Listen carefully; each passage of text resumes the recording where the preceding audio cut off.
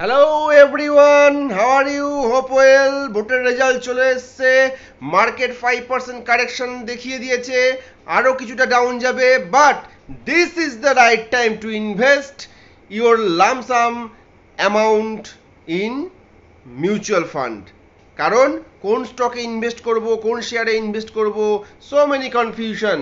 So মার্কেটের 30 best momentum stock নিয়ে তৈরি HDFC momentum 30 200 Nifty index fund, which is direct plan growth. ওইখানে invest করে দেন। 30 বেস্ট মোমেন্টাম ফান্ড নিয়ে তৈরি এই ফান্ড আবারও মার্কেট কারেকশন কমপ্লিট হয়ে গেলে ছুটবে, কারণ জানে সবাই কোন গভর্নমেন্ট আসছে, কোন গভর্নমেন্ট আসবে। সুতরাং মার্কেট জাস্ট কারেকশন হয়েছে এই কিছুদিনের জন্য, আবার উঠবে এবং ছুটবে, কারণ মোমেন্টামই ছুটেগা।